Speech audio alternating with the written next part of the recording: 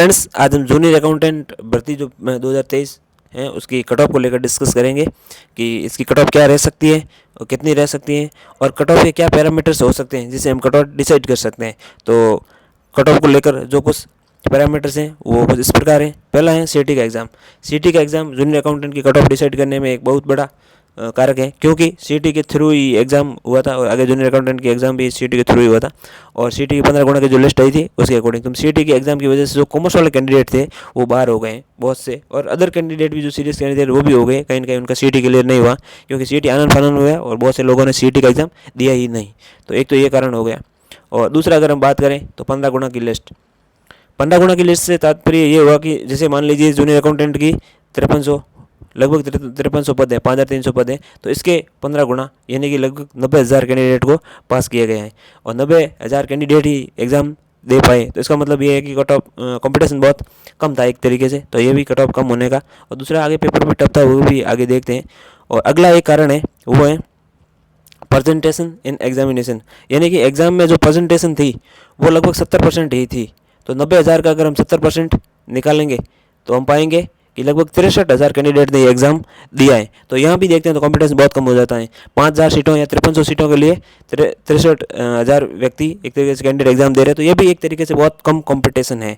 और आगे देखा जाए तो फिर आ जाता है एग्ज़ाम का जो है पेपर लेवल। पेपर का लेवल बहुत अच्छा था, और आजकल जो हमारा राजस्थान कर्मचारी बोर्ड है पेपर बहुत टफ बना रहा है। टफ बना मतलब लेवल का बना रहा है, काफ़ी अच्छी तैयारी करने वालों का सिलेक्शन हो पाता है, तो ये हम कह सकते हैं। तो फर्स्ट पेपर भी इजी नहीं था, काफ़ी कुछ जीके पोर्शन या सामान्य हिंदी इंग्लिश में 16 पेपर था, तो लोगों ने लगा कि मतलब इजी होगा, लेकिन बहुत से लोग नहीं कर पाए और इतना स्कोर। और सेकंड पेपर तो था ही टफ, वो हमने देखा ही है, क्योंकि सेकंड पेपर में तो एक सीक्वेंस भी अलग था, वो भी हम अगले पॉइंट में देखते हैं। तो फिर आगे हम पॉइंट में देखते हैं तो एक ये भी है कि पेपर का पैटर्न और सीक्वेंस वो भी बिल्कुल अलग था। पेपर का पिछली बार का जो पैटर्न था उसके अकॉर्डिंग पेपर नहीं आया है। पिछली बार सब्जेक्ट वाइज पेपर था, जैसे हिंदी है तो 25 क्वेश्चन पहले हिंदी के, बाद में इंग्लिश के, ऐसे फर्स्ट पेपर में मैथ्स, रीजनिंग और ये जो इंग्लिश वगैरह गणित जो भी थी वो एक तरीके से जीके वगैरह 25-25 क्वेश्चन के सेट में थे। तो जैसे ही क्वेश्चन अटेंड करता कोई कैंडिडेट फर्स्ट क्वेश्चन, तो उसको लगता था कि मुझे 25 क्वेश्चन तक उसी सब्जेक्ट के क्वेश्चन करने हैं, चाहे वो इंग्लिश के हो, मैथ्स के हो, साइंस के हो। और सेकंड पेपर में भी यही था कि अकाउंट ऑडिट, बीएम या फिर आरएसआर जीएफआर जो भी हो 25-25 क्वेश्चन का सेट होगा, उसके अकॉर्डिंग करेंगे तो फ्लो बना रहेगा। लेकिन इस बार ऐसा नहीं था, पेपर सब रैंडम थे, तो उससे भी कहीं ना कहीं ये दिक्कत आती गई। और फिर पेपर लेंदी था। पेपर लेंदी होने का मतलब पेपर एक ही क्वेश्चन के बड़े बड़े ऑप्शन दे देना, जिसमें क्वेश्चन पढ़ते हुए भी कैंडिडेट को ज़्यादा से ज़्यादा टाइम इसमें लग जाए। इस वजह से उसका जो एग्ज़ाम हॉल में टाइम मैनेजमेंट था वो भी कहीं ना कहीं बिगड़ गया। तो हम ये भी कट ऑफ डिसाइड करने में एक फैक्टर मान सकते हैं।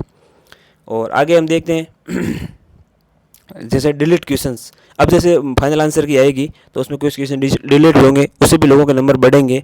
तो ये लगता है कि नंबर बढ़ेंगे तो क्या कट ऑफ बढ़ेगी? वो कट ऑफ नहीं बढ़ेगी, क्योंकि उसमें वेटेज बढ़ेगा नंबर का, तो ज़्यादा नहीं बढ़ेगा, लेकिन उससे भी कट ऑफ कम जाएगी। और और जो देखा जाए तो नंबर कम हो जाएंगे। और कुछ क्वेश्चन के जो हैं ऑप्शन भी चेंज होंगे, ऐसा मतलब एक्सपर्ट के द्वारा भी बताते आ रहे हैं। तो कुछ क्वेश्चन में जो आपत्ति लगी है उसमें ऑप्शन भी चेंज होंगे, जिससे भी लोगों के नंबर बढ़ेंगे घटेंगे, तो भी कट ऑफ पे डिसाइड ये फैक्टर भी करेगा। और दूसरा नो पेपर लीक, मतलब इतना टफ पेपर था सेकंड पेपर, अगर लीक भी होता तो उसका आंसर मिलना बहुत मुश्किल हो जाते। और कुल मिला के ये था कि पेपर आउट हुआ नहीं था, क्योंकि नई सरकार बनी थी और उसका टारगेट था ये पेपर लीक को लेके कि इस पर किसी भी प्रकार की कोई कोताही नहीं बरती जाएगी। तो ये भी एक कारण मान सकते हैं कि पेपर आउट नहीं हुआ था, तो कट ऑफ कम जाएगी।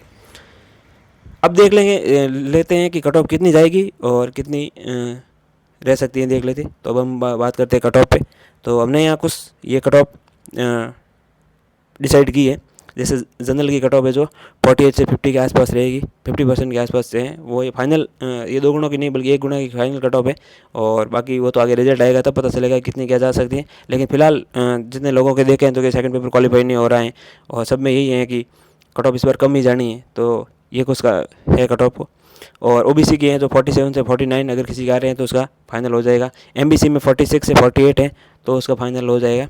और फिर आता है SC ST, इनका अगर मिनिमम जो क्राइटेरिया है वो भी अगर क्वालिफाई हो जाए, यानी कि 40%, हालांकि इनके 5% की छूट दे रखी है, फिर भी एग्रीगेट अगर 40% इनके आ जाए मिनिमम क्राइटेरिया अगर ये क्वालिफाई कर लेंगे तो इनका पेपर यानी कि सिलेक्शन हो जाएगा।